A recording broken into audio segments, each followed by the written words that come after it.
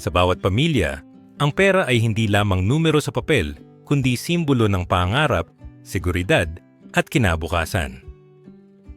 Ang seryeng Smart Money Habits, Family Budgeting. Tungo sa pagyaman ay gabay para sa mga Pilipino na gustong matutong maghawak ng pera ng tama at disiplinado.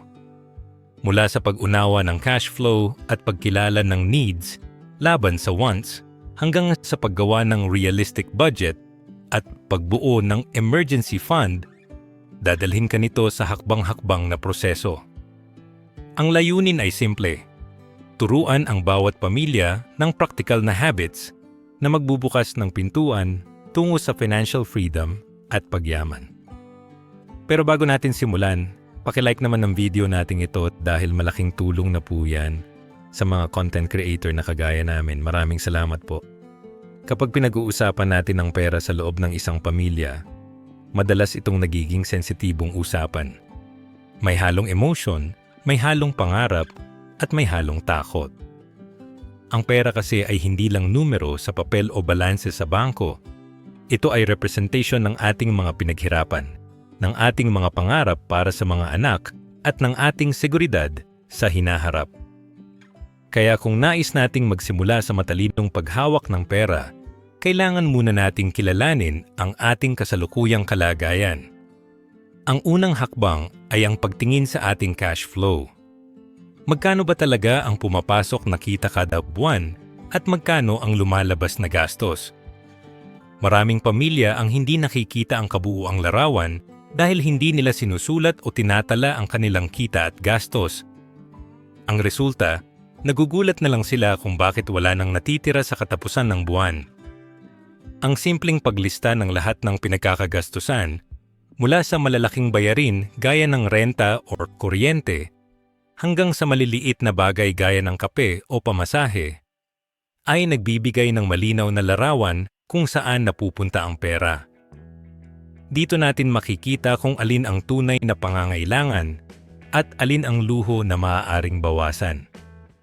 Kapag malinaw na ang larawan ng ating pinansyal na kalagayan, ang susunod na hakbang ay ang pagbuo ng tamang mindset. Ang pera ay hindi dapat tingnan bilang bagay na mabilis mawala, kundi bilang kasangkapan para sa mas maayos na buhay. Ang disiplina sa paggastos ay hindi parusa, kundi proteksyon. Kapag natututo ang pamilya na magtakda ng limitasyon, natututo rin silang magbigay halaga sa bawat piso. Ang mindset na ito ay hindi lang para sa mga magulang, kundi para sa buong pamilya.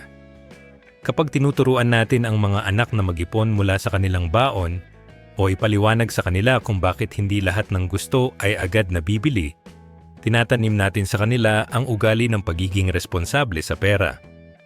Ang mga simpleng aral na ito ay nagiging pundasyon ng kanilang financial habits paglaki. Ang kultura ng pamilya pagdating sa pera ay kasing halaga ng mismong budget plan. Kung ang kultura ay nakatuon sa pagpapakita ng status, madalas nauuwi ito sa overspending. Ngunit kung ang kultura ay nakatuon sa practicality at long-term security, mas nagiging matibay ang pundasyon ng yaman.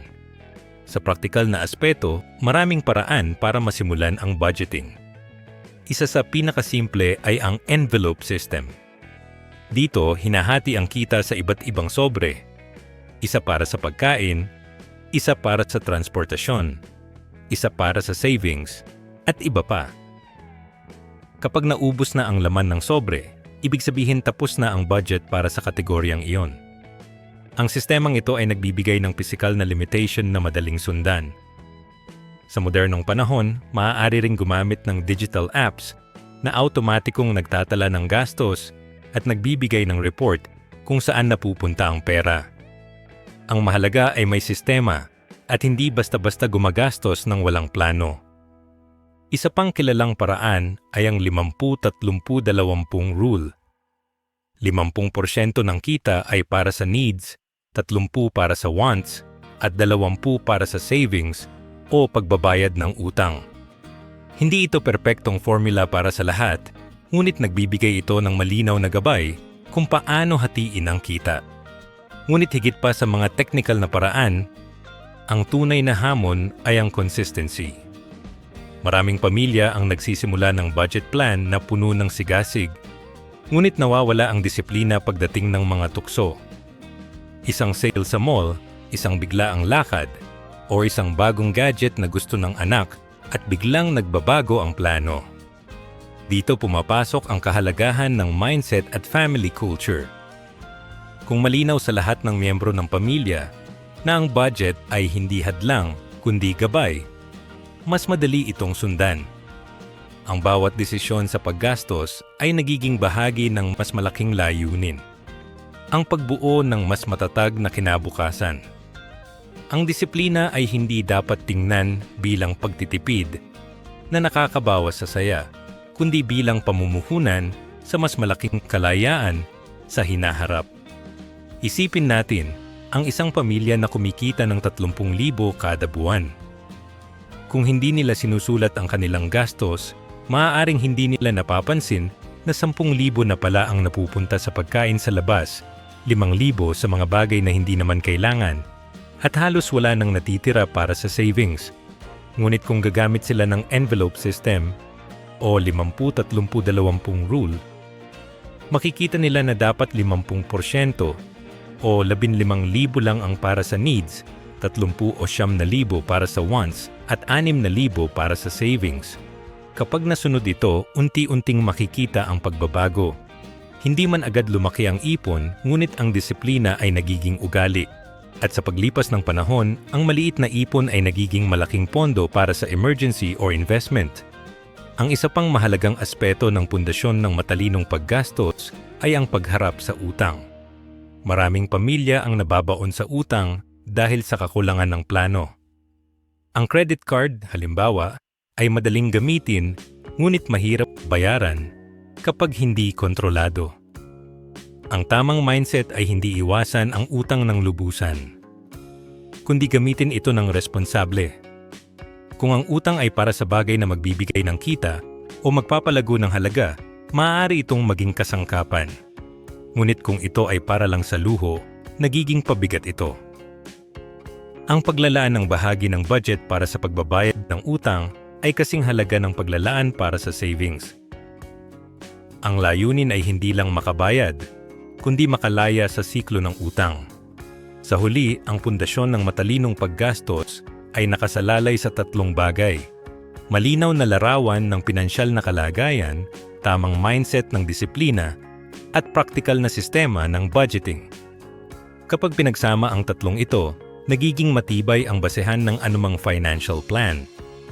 Ang pamilya ay hindi na basta-basta natitinag ng tukso o problema dahil may malinaw na gabay at direksyon. Ang bawat piso ay nagiging kasangkapan para sa mas maayos na buhay, at ang bawat desisyon ay nagiging hakbang tungo sa pagyaman. Ang proseso ay hindi madali, ngunit ang resulta ay sulit. Ang pundasyon na ito ang magsisilbing unang hakbang sa mas malalim na estratehiya ng family budgeting at sa kalaunan sa tunay na financial freedom. Kapag malinaw na ang pundasyon ng matalinong paggastos, ang susunod na hakbang ay ang pagbuo ng estratehiya sa family budgeting. Ang estratehiya ay parang mapa na magdadala sa atin mula sa kasalukuyang kalagayan patungo sa mga pangarap na nais nating marating. Hindi sapat na alam natin kung magkano ang pumapasok at lumalabas. Kailangan nating magtakda ng malinaw na direksyon kung saan dadalhin ang bawat piso. Ang unang bahagi ng estratehiya ay ang pagtatakda ng financial goals. Ang mga layunin ay maaaring hatiin sa short-term at long-term. Sa short term, kasama ang mga bagay na kailangang tugunan agad gaya ng emergency fund, tuition ng mga anak, o pagbabayad ng buwanang bills. Sa long term naman, naroon ang mas malalaking pangarap gaya ng pagbili ng bahay, pagbuo ng retirement fund, o pagpasok sa investments. Ang malinaw na layunin ay nagbibigay ng dahilan kung bakit tayo nagbabudget. Kapag alam natin kung para saan ang ating disiplina, mas nagiging madali ang pagsunod sa plano. Ang susunod na hakbang ay ang paglikha ng realistic monthly budget. Ang salitang realistic ay mahalaga dahil maraming pamilya ang gumagawa ng budget na hindi tumutugma sa kanilang aktwal na pamumuhay. Kapag masyadong mahigpit ang budget, nauuwi ito sa pagkadismaya at pagbabalik sa dating gawi. Kapag masyadong maluwag, nawawala ang disiplina at hindi natutupad ang layunin. Ang tamang budget ay nakabatay sa aktwal na kita at gastos, ngunit may kasamang adjustments para sa savings at debt repayment. Halimbawa, kung ang isang pamilya ay kumikita ng 40,000 kada buwan, maaaring ilaan ang 20,000 para sa needs, gaya ng pagkain, renta at utilities, 10,000 para sa wants, gaya ng paminsan-minsang pagkain sa labas o libangan, at 10,000 para sa savings at pagbabayad ng utang. Ang ganitong hati ay nagbibigay ng balanse. Natutugunan ang pangangailangan, may espasyo para sa kasiyahan, at may hakbang patungo sa kinabukasan. Ngunit kahit gaano kaganda ang plano, laging may darating na unexpected expenses. Isang biglaang pagkakasakit, isang appliance na nasira, o isang emergency na hindi inaasahan. Dito pumapasok ang kahalagahan ng contingency fund at insurance. Ang contingency fund ay parang unang nasasalo sa atin kapag may biglang pangyayari. Kung may nakatabing pondo para sa emergency, hindi na kailangang galawin ang savings o mangutang. Ang insurance naman ay proteksyon laban sa mas malalaking panganib. Kapag may health insurance, hindi na masyadong mabigat ang gastos sa ospital. Kapag may life insurance, may seguridad ang pamilya kahit may mangyaring hindi inaasahan. Ang paglalaan ng bahagi ng budget para sa proteksyon ay hindi luho, kundi responsibilidad. Sa estratehiya ng family budgeting, mahalaga rin ang communication. Ang budget ay hindi dapat gawain ng isang tao lamang. Kung ang magulang lang ang gumagawa ng plano at hindi kasama ang iba, madalas nauuwi ito sa hindi pagkakaintindihan. Ang tamang paraan ay gawing collaborative ang proseso. Mag-usap ang mag-asawa tungkol sa mga layunin, ipaliwanag sa mga anak kung bakit may limitasyon sa paggastos, at siguraduhin na lahat ay may kaalaman sa plano. Kapag lahat ng miyembro ng pamilya ay may participation, mas nagiging matibay ang commitment. Ang bawat isa ay nagiging accountable, at ang budget ay nagiging bahagi ng kultura ng pamilya. Isang halimbawa ng estratehiya ay ang paggamit ng zero-based budgeting. Sa sistemang ito, bawat piso ng kita ay may nakatakdang destinasyon. Walang natitirang extra na hindi alam kung saan gagamitin. Kung kumikita ng 40,000, lahat ng 40,000 ay nakatalaga. May para sa renta, pagkain, transportasyon, savings, utang at iba pa. Ang sistemang ito ay nagbibigay ng malinaw na control at nagtatanggal ng tukso na gumastos ng extra sa hindi mahalagang bagay. Isa pang estratehiya ay ang paggamit ng sinking funds. Dito, nag-iipon ng maliit na halaga kada buwan para sa malalaking gastos sa hinaharap, gaya ng tuition o bakasyon. Kapag dumating ang oras ng bayaran, hindi na mabigat dahil unti-unti nang naipon ang pondo. Ang estratehiya sa family budgeting ay hindi static. Kailangan itong i-review at i-adjust kada buwan o kada quarter. Ang kita ay maaring magbago, ang gastos ay maaring tumaas, at ang mga layunin ay maaring mag-shift. Ang flexibility ay mahalaga upang manatiling relevant ang budget. Kung may bagong layunin gaya ng pagbili ng sasakyan, kailangan itong isama sa plano. Kung tumaas ang kita, maaaring dagdagan ang savings or investments. Ang budget ay parang buhay. Dynamic, nagbabago, at kailangang sumabay sa takbo ng panahon. Sa huli, ang estratehiya sa family budgeting ay nakabatay sa 3 haligi. Malinaw na layunin, realistic na plano, at proteksyon laban sa unexpected expenses. Kapag pinagsama ang 3 ito, nagiging matatag ang sistema ng pamilya. Ang bawat desisyon sa paggastos ay hindi na basta-basta kundi bahagi ng mas malaking plano. Ang bawat miyembro ng pamilya ay nagiging bahagi ng proseso at ang bawat piso ay nagiging hakbang patungo sa mas maayos na kinabukasan. Ang estratehiya ay hindi lang tungkol sa pera, kundi tungkol sa direksyon ng buhay. Kapag malinaw ang mapa, mas madali ang paglalakbay. At sa bawat hakbang, mas lumalapit ang pamilya sa tunay na layunin, ang pagyaman at ang kalayaan sa pinansyal na aspeto. Kapag naitatag na ang pundasyon at nailatag ang estratehiya ng family budgeting, ang huling hakbang ay ang paglalakbay tungo sa pagyaman at tunay na financial freedom. Dito na pumapasok ang mas mataas na antas ng disiplina at mas malawak na pananaw sa pera. Hindi na lamang ito tungkol sa pagtitipid o pag-iwas sa utang, kundi tungkol sa pagpapalago ng yaman at pagbuo ng mga sistema na magbibigay ng pangmatagalang seguridad sa pamilya. Ang konsepto ng pagyaman ay hindi lamang nakabatay sa laki ng kita, kundi sa kakayahang gawing produktibo ang bawat piso. Ang pera ay dapat kumilos para sa atin, hindi tayo ang laging kumikilos para sa pera. Ang unang hakbang tungo sa pagyaman ay ang pagpapalago ng ipon at pagpasok sa investments. Ang simpleng savings account ay mahalaga bilang panimulang hakbang, ngunit hindi ito sapat upang talunin ang inflation. Kaya kailangan nating maghanap ng mga paraan upang ang ating ipon ay kumita ng mas mataas. Maaari itong sa pamamagitan ng mutual funds, stocks, bonds, o real estate.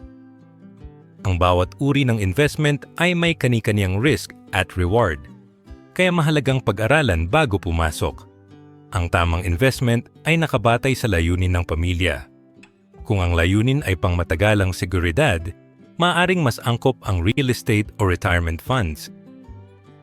Kung ang layunin ay mas mabilis na paglago, maaaring stocks o mutual funds. Ang mahalaga ay hindi basta-basta pumapasok sa investment dahil sa uso o dahil sa payo ng iba, kundi dahil malinaw ang plano at nauunawaan ang risk. Kasabay ng investments, mahalaga ring maghanap ng multiple income streams. Ang isang trabaho o isang source ng kita ay madalas hindi sapat upang makamit ang financial freedom. Ang pagkakaroon ng side hustles, online business, o passive income ay nagbibigay ng dagdag na seguridad. Halimbawa, ang isang pamilya na kumikita ng 40,000 kada buwan mula sa trabaho ay maaaring magdagdag ng 10,000 mula sa maliit na online business. Ang dagdag na kita ay maaaring ilaan sa savings or investments at sa paglipas ng panahon, nagiging malaking tulong ito sa pagbuo ng yaman. Ang passive income, gaya ng rental properties o dividends mula sa stocks, ay nagbibigay ng kita kahit hindi aktibong nagtatrabaho. Ito ang tunay na kahulugan ng pera na kumikilos para sa atin. Ngunit higit pa sa investments at income streams, ang tunay na susi sa pagyaman ay ang pagkakaroon ng sustainable wealth habits. Ang consistency sa budgeting ay nananatiling mahalaga kahit lumalaki na ang kita. Maraming tao ang nagkakamali sa pag-aakalang kapag lumaki na ang kita, hindi na kailangan ng budget. Ang resulta, lumalaki rin ang gastos at nawawala ang oportunidad na mag-ipon. Ang tamang mindset ay ang pagtingin sa bawat dagdag na kita bilang oportunidad na magdagdag ng savings or investment, hindi bilang dahilan para magdagdag ng luho. Ang disiplina na natutunan sa pundasyon at estratehiya ay dapat manatili hanggang sa pagyaman. Ang bawat desisyon sa paggastos ay dapat nakabatay sa layunin, hindi sa tukso. Isa pang aspeto ng sustainable wealth habits ay ang generational wealth. Ang tunay na financial freedom ay hindi lamang para sa kasalukuyang henerasyon, kundi para sa susunod. Kapag tinuturuan natin ang mga anak ng financial literacy, binibigyan natin sila ng kasangkapan upang hindi na ulitin ang mga pagkakamali ng nakaraan. Ang simpleng pagtuturo ng halaga ng ipon, ang kahalagahan ng disiplina, at ang tamang pananaw sa pera ay nagiging pamana na mas mahalaga pa kaysa sa mismong yaman. Ang generational wealth ay hindi lamang tungkol sa ari-arian o pera na maiiwan, kundi sa kaalaman at ugali na magpapatuloy sa susunod na henerasyon. Sa paglalakbay tungo sa pagyaman, mahalaga ring tandaan na ang pera ay hindi dapat maging sentro ng lahat. Ang pera ay kasangkapan lamang. Ang tunay na layunin ay ang kalayaan na magdesisyon para sa pamilya nang hindi natatali sa kakulangan ng pera. Ang kalayaan na pumili ng mas magandang edukasyon para sa mga anak. Ang kalayaan na maglaan ng oras para sa pamilya nang hindi nag-aalala sa gastos. At ang kalayaan na magretiro ng may dignidad. Ang financial freedom ay hindi lamang tungkol sa laki ng bank account, kundi sa kalidad ng buhay na naibibigay nito. Isipin natin ang isang pamilya na nagsimula sa simpleng budget plan. Sa una, ang layunin ay makabayad ng utang at makapag-ipon ng emergency fund. Sa paglipas ng panahon, natutunan nilang mag-invest sa mutual funds at real estate. Nagkaroon sila ng maliit na online business na nagbigay ng dagdag na kita. Ang kanilang mga anak ay natutong mag-ipon mula sa baon at unti-unting nagkaroon ng tamang pananaw sa pera. Sa loob ng 10 taon, ang kanilang simpleng disiplina ay nagbunga ng malaking pagbabago. Hindi na sila natatakot sa emergency, hindi na sila nababaon sa utang, at may malinaw na direksyon ang kanilang kinabukasan. Ang kanilang kwento ay patunay na ang pagyaman ay hindi biglaan, kundi resulta ng consistent na habits at malinaw na estratehiya. Sa huli, ang paglalakbay tungo sa pagyaman ay hindi tungkol sa pagiging pinakamayaman, kundi sa pagkakaroon ng kalayaan at seguridad. Ang pundasyon ng matalinong paggastos, ang estratehiya ng family budgeting, at ang sustainable wealth habits ay 3 hakbang na bumubuo ng kumpletong proseso. Kapag pinagsama ang 3 ito, nagiging matibay ang sistema ng pamilya at nagiging posible ang tunay na financial freedom. Ang bawat piso ay nagiging hakbang, ang bawat desisyon ay nagiging pamumuhunan, at ang bawat araw ay nagiging oportunidad. Ang pagyaman ay hindi pangarap lamang, kundi realidad na maaaring marating ng bawat pamilyang may disiplina, estratehiya, at tamang habits. Sa pagtatapos ng seryeng Smart Money Habits, Family Budgeting. Tungo sa pagyaman, tandaan natin na ang tunay na yaman ay hindi lamang nasusukat sa laki ng kita kundi sa tamang paggamit ng bawat piso. Ang disiplina sa paggastos, malinaw na estratehiya, at tuloy-tuloy na pagbuo ng sustainable habits ang magdadala sa pamilya sa financial freedom. Ang bawat hakbang, mula sa simpleng paglista ng gastos hanggang sa pagbuo ng generational wealth, ay bahagi ng mas malaking layunin, ang mas ligtas, mas masaya, at mas maayos na kinabukasan. Nasa iyong mga kamay ang desisyon para magsimula ngayon. Paki-like ang videong ito kung nagustuhan ninyo, mag-comment sa baba kung ano ang natutunan nyo dito, at para sa mga iba pang content like this, mag-subscribe kayo sa ating YouTube channel, ang The Filipino Daily. Maraming salamat. Kung gusto mong malaman ang OFW to Millionaire bago mag-abroad, panoorin mo muna ito. Pindutin ang next video na lalabas sa inyong screen. Let's go! Panoorin mo na!